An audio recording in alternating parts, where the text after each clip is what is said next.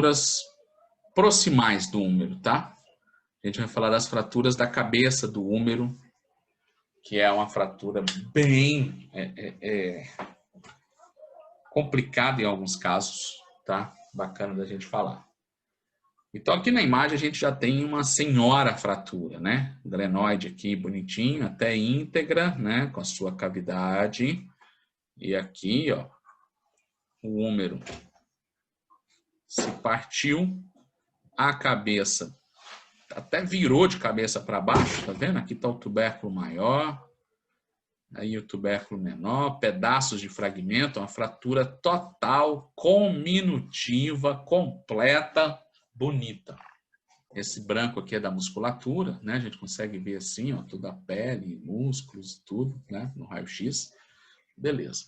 O húmero é o terceiro maior osso do corpo humano, não é isso? Perde para o fêmur e para a tíbia, certo? Para fraturar um osso desse, moçada, precisa de muita força. A força cinética tem que ser grande, tá?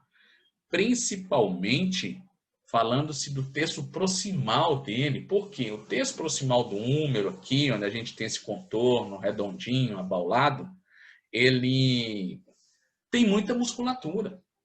Inclusive, esse contorno que a cabeça do húmero faz é rodeado por músculos, né?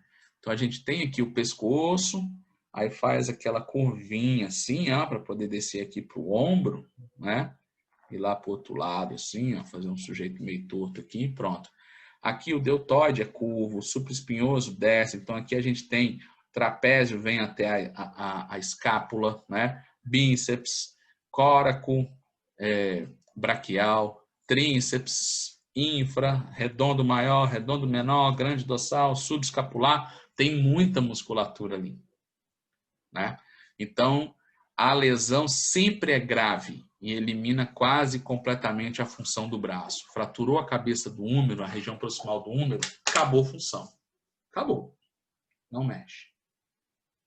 Se for uma fratura leve, só uma fissura, lembra que tem a fissura, só a trinca? Tudo bem, vai limitar também, mas vai conseguir movimentar um pouquinho. Mas nem movimenta, para na hora.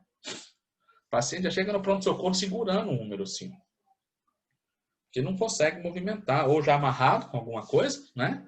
Uma camisa, uma gambiarra aí, ou até a tipóia, ou então ele chega segurando, porque o peso do braço já incomoda, né?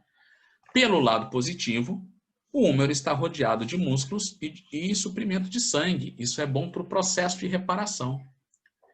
E é muito bom também para na hora do impacto, a absorção de impacto, esses músculos servem também. Né? Você tem muita musculatura e para o impacto passar por toda a parede muscular e chegar no húmero, estilhaçar o húmero igual estilhaçou nessa imagem, foi realmente uma grande carga energética, uma pancada muito forte para poder conseguir fazer isso.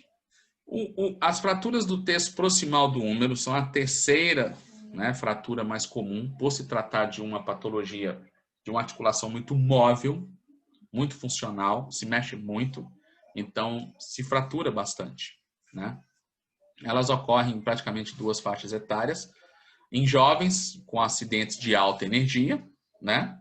Como atletas, quedas, enfim, né? E com pacientes mais velhos, acima de 50 anos, com traumas mais leves, como queda da própria altura e comumente estão relacionados à perda óssea. Então, tem essas duas características, ou a pancada mesmo no jovem, né, que tem que ser muito forte, ou numa pessoa mais fragilizada, né, relacionada à perda óssea, que é já com uma osteopenia, fora do momento, né? A osteopenia ela é fisiológica, digamos assim, que é aquela perda da massa óssea, mas muitas vezes acontece antes do tempo, ou até mesmo a osteoporose. Aí o paciente cai na própria altura, isso já justifica muitas vezes uma fratura, tá? Quando se fratura, como qualquer fratura, dor e perda de movimento. Toda fratura leva a isso. Ponto. Além disso, pode-se ter a sensação de crepitação aos movimentos do braço. Claro que na hora esse paciente pouco vai conseguir movimentar, ou muitas vezes quando a fratura é um pouco leve, ele consegue mexer um pouco e sente. Então tem que ficar quietinho, né? Pode ter hematomas, que podem se estender na região do tórax e antebraço, né? E assusta o paciente muitas vezes. Acontece de ter a fratura e ali tem artérias que se rompem, né? Capilares, né? Veias, e aí o sangue vai aumentando aqui na região anterior do ombro e vem para o peito, desce, que a gravidade vai fazer descer, e desce para o braço. Aí o paciente vê aquilo e acha que o trem está consumindo, aumentando, né? E assusta mesmo. Só que pode, muitas das vezes, é isso. Aquilo que rompeu está descendo, a gravidade vai abaixando, né? Vai jogando para baixo. O diagnóstico das fraturas. Raio-X. Ponto. Né? Se faz o exame físico, é o quê? O paciente chegou no pronto-socorro, ai, tá doendo, não estou mexendo, o exame físico ele é rápido, vamos para o raio-X. Raio-X você pede ele na vista antero-posterior, na vista de perfil, de lado, e axilar, de cima. A póstero-anterior não é muito pedida, porque a escápula fica ali na frente, às vezes atrapalha, fica mais sobreposição ainda. Por antero-posterior, se vê também a escápula, mas ela fica atrás, né? De qualquer forma, fica um pouco confuso, né? Mas é mais usado o AP do que a PA. Antero-posterior, quer dizer que o raio entra na frente e sai atrás. Perfil, o raio entra de lado e vaza. Axilar entra de cima.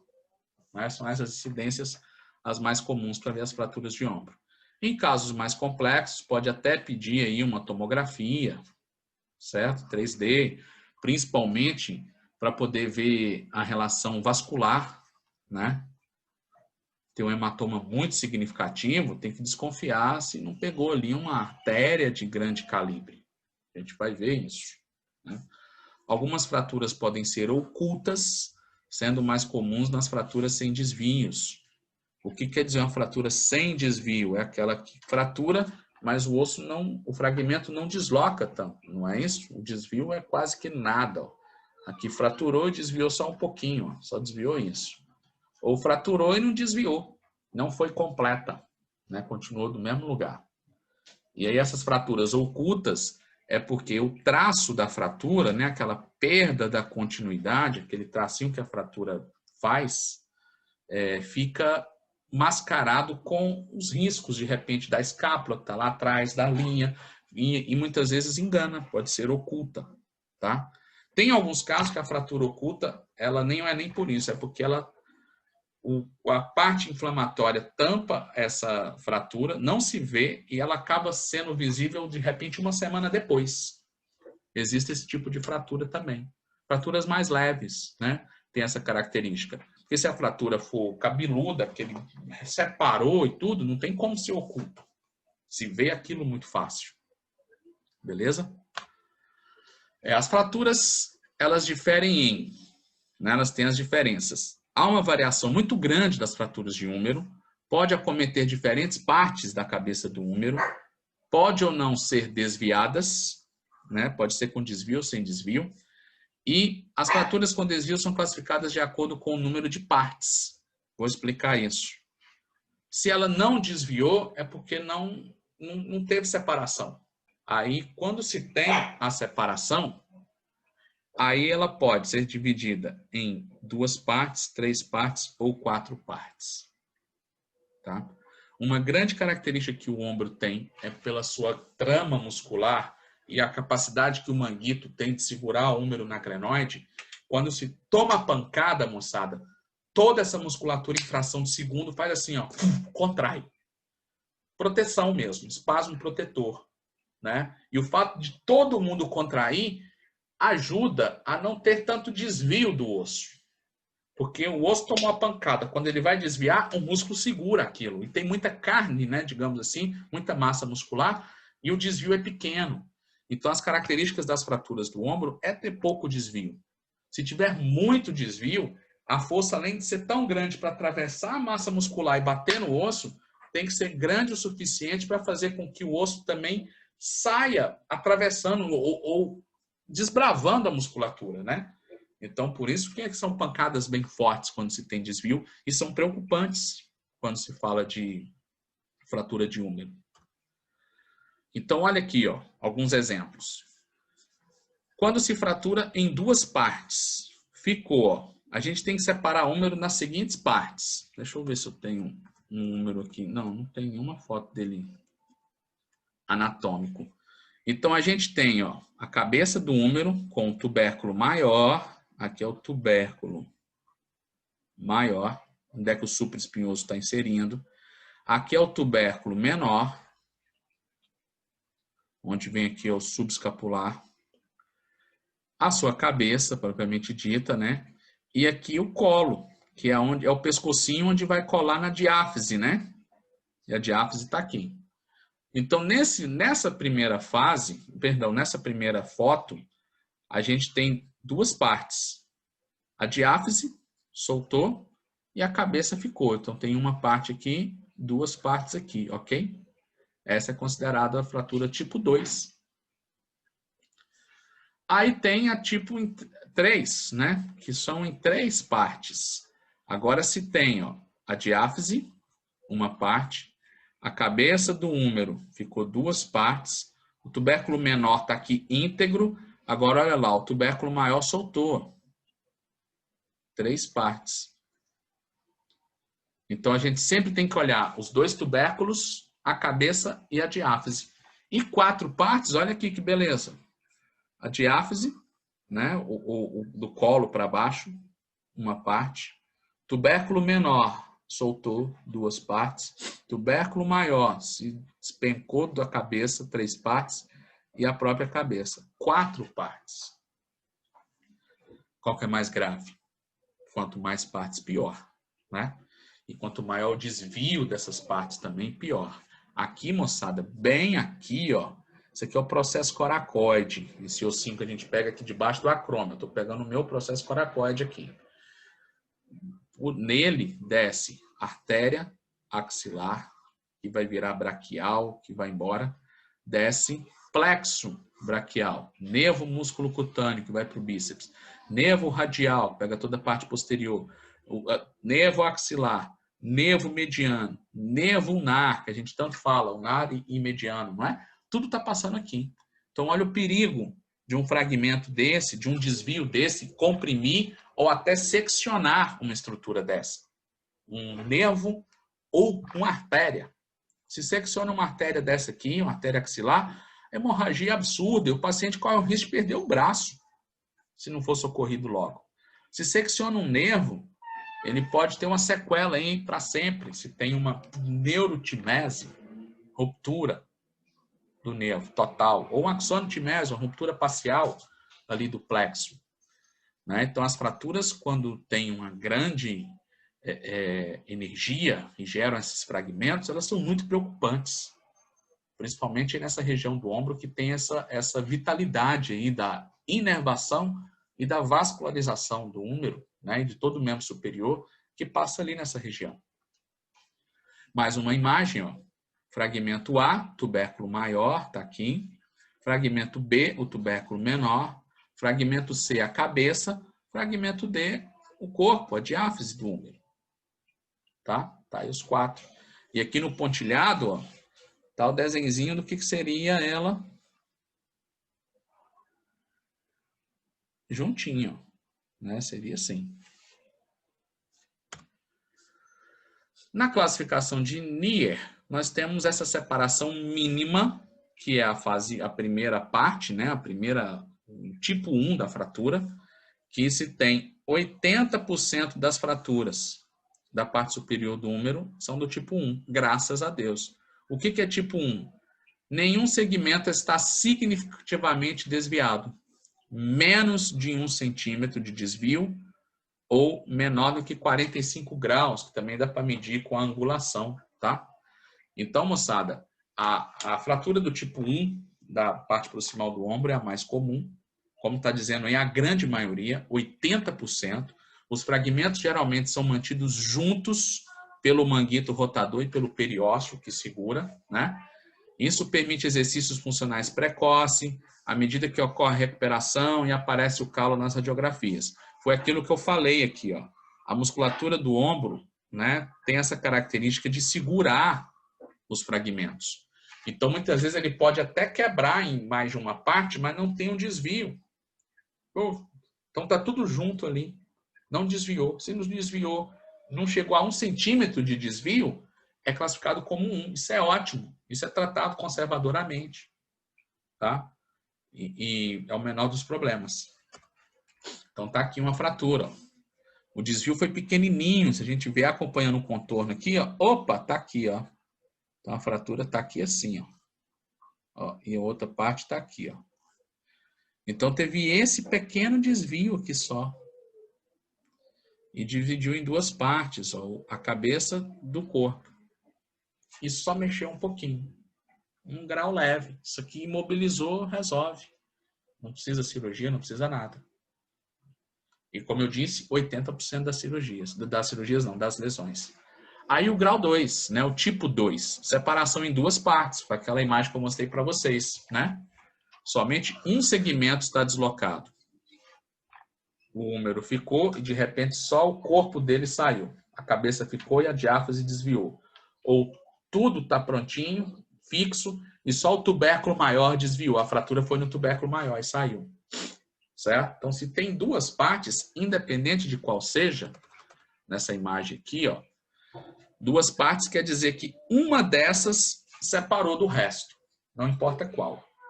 Ok? E teve mais de 1 centímetro de desvio. Porque se não tiver 1 centímetro, ainda está considerado aí do tipo 1. Geralmente não é possível efetuar ou manter a redução por métodos fechados. Ou seja, se desviou um segmento mais do que 1 centímetro, normalmente vai ter que abrir, botar um parafuso, uma plaquinha, vai ter que ajudar a reduzir isso. Tá? O objetivo do tratamento cirúrgico é estabilizar a fratura para iniciar a movimentação da articulação, para minimizar a perda de ADM. Então, o tipo 2 já requer aí cirurgia, em boa parte deles, certo? Nem sempre tem que averiguar. Pode ser um tipo 2 que pode ser tratado de forma conservadora. Então, aqui é um exemplo, ó. A cabeça desviou. Aqui está a cabeça, certo? E aqui o resto, ó, o tubérculo maior está íntegro, que é esse aqui. O tubérculo menor está aqui, também está íntegro. E a diáfise toda bonitinha. Só a cabeça que desviou e muito. Aqui tem mais de 1 centímetro. E olha a artéria passando. E as suas ramificações, né? Porque o problema não é só comprimir a artéria axilar aqui, não. Ou subclávica, né? Axilar, na verdade. É as suas ramificações, que também podem ser rompidas, né? Artéria circunflexo humeral anterior, artéria circunflexo humeral posterior e por aí vai. Então, aqui eu tenho só um fragmento que desviou. Então, aqui tem que ser cirúrgico para voltar, de repente, um parafuso. Lembra aquele parafuso de contenção que ele segura fragmento? Pode ser ele, tá? Aí agora, o tipo 3 já são 3 partes. Então, pode ser a cabeça, a diáfise e um tubérculo separados.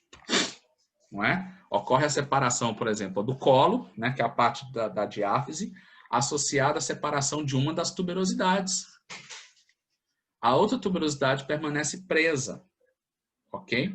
Essas fraturas não podem ser reduzidas por método fechado. Esquece, aqui é só cirurgia. Tem que ser por método aberto.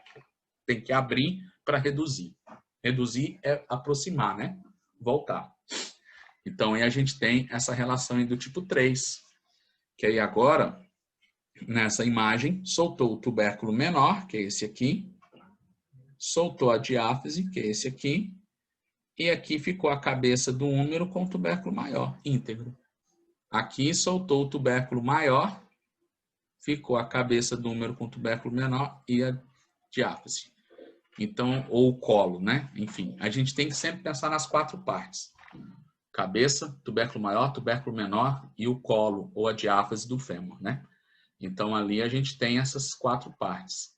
Se eu desviei e ficou 3 partes soltas, tipo 3. Se quebrou e ficou 2 partes soltas, tipo 2. Entendeu? Então, a relação é essa. Desde que tenha mais de 1 centímetro de desvio.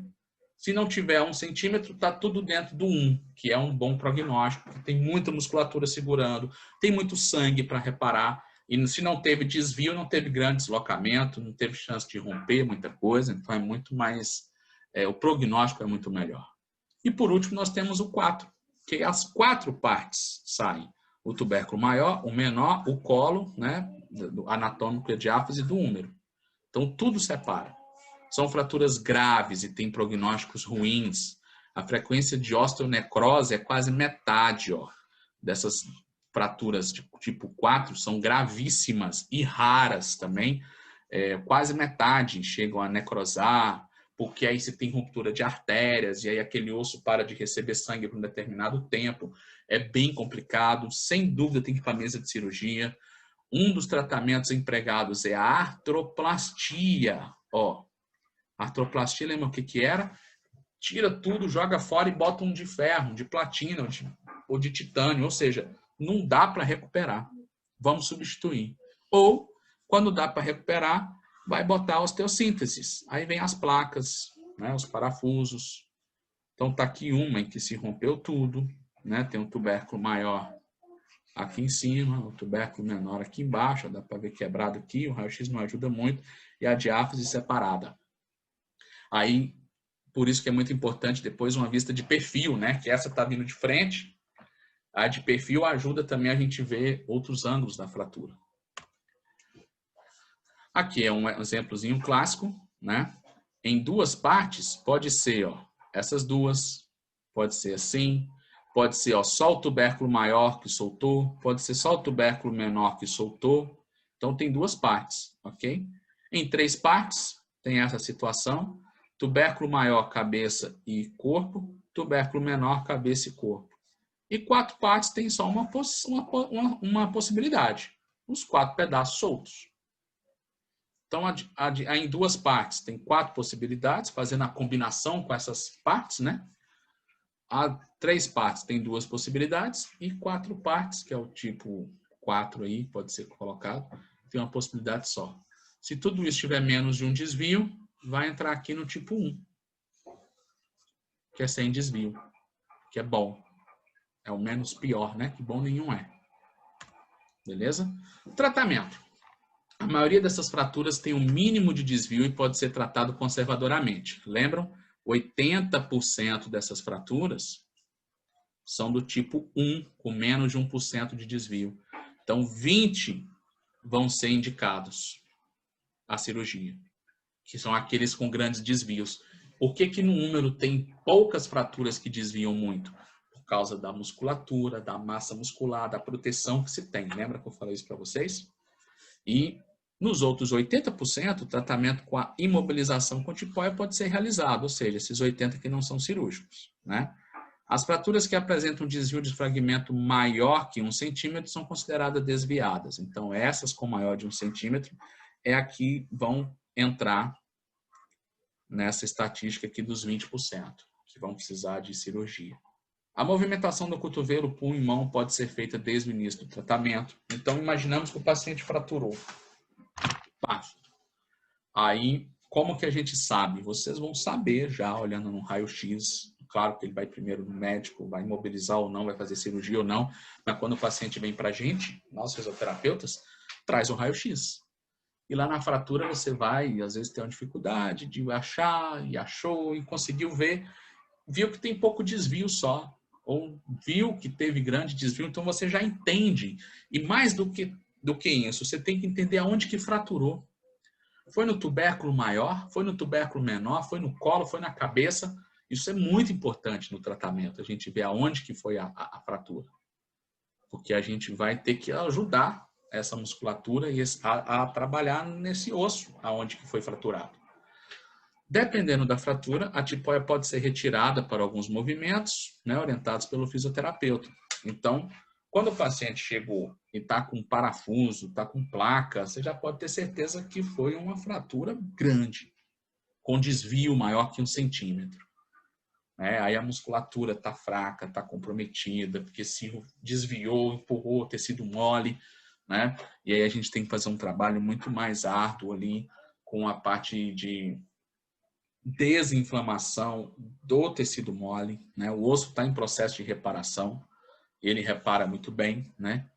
E a gente vai ter que fazer um trabalho muscular, ganhando ADM bem característico, as patologias de ombro, com as mobilizações dentro, né, do que pode ser feito naquele momento. A gente vai avaliar o paciente, ver o tanto que ele pode, o tanto que ele não pode, onde está a dor, desconforto, o momento daquela fratura, né? É muito importante um raio-x recente, o acompanhamento, a conversa com o médico, quanto tempo que tem de fratura, saber se o calo ósseo já está presente ou não. Se o calo ósseo não está presente, não é hora de você fazer tantos movimentos e tantas contrações. Se ele fraturou o tubérculo, olha só, aqui a gente vai falar de tratamento fisioterapêutico já em geral. Se ele fraturou o tubérculo maior, é muito importante a gente saber que lá está inserindo o supraespinhoso, o infraespinhoso, o redondo menor, o peitoral maior, todos esses músculos inserem nesse tubérculo maior. Então, no primeiro momento, você não pode mexer esses músculos, porque enquanto o tubérculo está consolidando, você fica lá contraindo esses músculos, estressando ele, atrapalha no processo de consolidação. Naquela fase inflamatória do calo mole ainda, lembram?